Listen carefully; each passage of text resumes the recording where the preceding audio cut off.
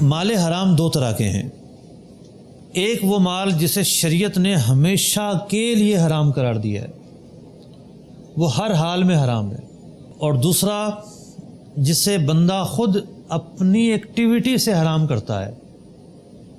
یہ بڑی اہم چیز بیان ہو رہی ہے. ایک وہ حرام کہ جو ہر حال میں حرام ہی ہے، دوسرا وہ حرام کہ بندہ اگر اس راستے پہ چلتا تو حرام نہیں ہوتا، اب وہ اس راستے پہ چل گیا اس لیے وہ حرام ہو گیا.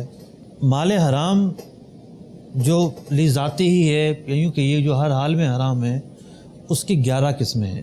لکھ لیں آپ. نمبر 1 چوری، نمبر 2 غصب، نمبر 3 رشوت، نمبر 4 سود، نمبر 5 جوا، نمبر 6 حرام چیزوں کی خرید و فروخت، جیسے کوئی خنزیر کو بیچے، شراب کو بیچے، اس کی خرید و فروخت حرام اور اس کی آمدنی بھی حرام.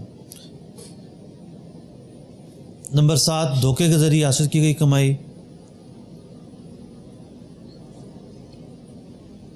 نمبر 8 لہو و لعب، کھیل تماشوں کی کمائی، جیسے کیرم بورڈ لگا کر بیٹھ جاتے ہیں لوگ، ڈبو رکھ کے بیٹھے ہوئے ہیں، تو یہ کھیل تماشوں پر پیسہ لے رہے ہیں نا، سروس تو دے رہے ہیں لیکن یہ حلال سروس نہیں دے رہے. نمبر 9 زنا و غنا، گنا کہتے ہیں گانے کو، گانے بازی کی یا معاذ اللہ زنا کی کمائی. نمبر 10 گناہ پر معاونت کی کمائی. نمبر 11 ملکیت میں نہ آنے والے مال حرام سے حاصل کیا گیا نفع. یہ حرام کاموں کی فہرست نہیں ہے، حرام آمدنی کی فہرست ہے. حرام کام تو بہت سارے ہیں بھئی، جھوٹ بولنا حرام، غیبت کرنا حرام. حرام آمدنی کی فہرست ہے. یہ وہ تھیں جو حرام ہیں، جو از خود حرام ہے. کیا ہیں؟ از خود حرام. یہ وہ حرام کمائی تھی جو از خود حرام ہے، ہر حال میں حرام ہے. دوسری وہ ہے کہ سودا اس انداز سے کیا گیا، مثال کے طور پر آپ نے کوئی پلاٹ خریدا، ٹھیک ہے، یا پلاٹ بیچا یا کوئی بھی مال بیچا، آپ کے پاس تو وہ مال تھا ہی نہیں، آپ نے سودا کر لیا، پیسے بھی لے لیے، پھر آپ نے مارکیٹ سے وہ مال خریدا، خرید کر آگے بیچا، تو یہ بے باطل ہے. اگر آپ کے پاس مال ہوتا اور پھر آپ آگے بیچتے تو یہ آمدنی حلال تھی، لیکن آپ نے جس طریقہ کار سے بیچا، طریقہ کار کی بنیاد پر جو اس پر حکم لگا، اس کی وجہ سے یہ آمدنی حرام ہو گئی. ایک سوال مجھ سے کسی نے پوچھا سلسلے کے اندر کہ جانور کھڑا ہے، گوشت فروش حضرات اس کھڑے جانور کے پائے وائے بیچ دیتے ہیں، ٹھیک ہے، جانور کے تو مالک ہیں لیکن کھڑے جانور کے پائے بیچ دیے. تو شریعت کا ایک اصول ہے کہ جو چیز سودے کے وقت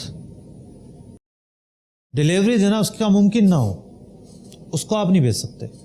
کسی کے تالاب کے اندر مچھلیاں ہیں، کہا یہ مچھلیاں بیچ دی میں نے آپ کو، اس میں سے 5 پیس بیچ دیے، تو یا نہر میں مچھلیاں ہیں تو ڈیلیوری دینا تو ممکن نہیں ہے نا ابھی. تو جو چیزیں مقدور تسلیم نہ ہوں، ابھی تو جانور کٹے گا، کٹ کے پائے بنیں گے، سودا ہوتے ہی وہ اگلے مرحلے میں کہیں دو، تو اٹھا کے کیسے دے گا وہ؟ تو یہ ایک شرط ہے. اس طرح کی 30 سے 40 شرطیں ہیں ہر سودے کے لیے. اگر یہ نہ پائے جائیں تو وہ سودا حرام ہو جاتا ہے.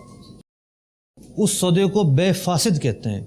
30 سے 40 اسباب ہیں. کتنے؟ 30 سے 40 اسباب. وہ سودا فاسد ہو جاتا ہے. تو یہ سمجھنے کی چیزیں ہیں کہ کیا کیا چیزیں ایسی ہیں جو سودے کو فاسد بناتی ہیں. اسی طرح مداربت کے اندر یہ چیزیں آتی ہیں، شرکت کے اندر آتی ہیں. اللہ تبارک و تعالیٰ اس پر عمل کی توفیق عطا فرمائے.